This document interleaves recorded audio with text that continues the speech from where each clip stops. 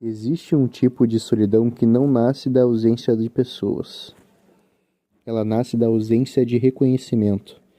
É quando alguém continua presente, mas começa lentamente a sentir que sua existência já não ocupa espaço real na vida de ninguém. Curiosamente, algumas das pessoas mais solitárias não estão sozinhas.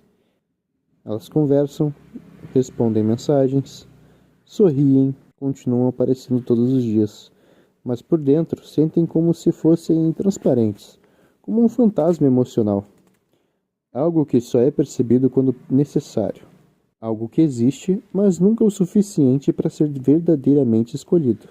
E talvez a pior parte seja que ninguém percebe isso acontecendo, porque o desgaste emocional raramente é dramático. Ele não chega destruindo tudo de uma vez, ele apenas desgasta pequenas partes da pessoa, até que ela começa a desaparecer dentro de si mesma. As relações humanas modernas criaram um fenômeno estranho. As pessoas aprenderam a manter presença mínima o suficiente para não perder alguém, mas raramente o suficiente para fazê-lo se sentir amado. E então nasce um ciclo silencioso e viciante. Alguém espera, interpreta, compreende, justifica, perdoa, enquanto a outra pessoa continua oferecendo migalhas emocionais disfarçadas de afeto.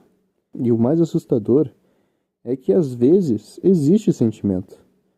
Talvez algumas pessoas realmente amem, mas amam de uma maneira distante, inconstante, fragmentada, como se nunca conseguissem transformar sentimento em presença.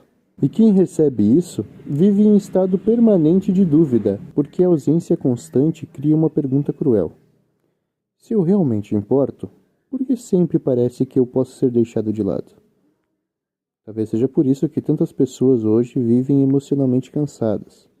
Não porque deixaram de sentir, mas porque passaram tempo demais tentando provar a própria importância para alguém. Existe algo profundamente destrutivo em precisar constantemente de confirmação emocional. Porque aos poucos a pessoa para de existir por si mesma e começa a existir apenas através da validação dos outros. Então surge o vazio. Não um vazio barulhento, mas um vazio silencioso. O tipo de vazio que faz alguém olhar para a própria vida e sentir que se tornou apenas espectador da própria existência. Talvez seja esse o verdadeiro cansaço da sociedade moderna. Não o excesso de trabalho, mas o excesso de relações rasas. Conexões fixas, conexões rápidas, afetos temporários, presenças instáveis. Tudo parece intenso, até exigir responsabilidade emocional. E no meio de tudo isso, existem pessoas tentando amar de verdade, de maneira sincera.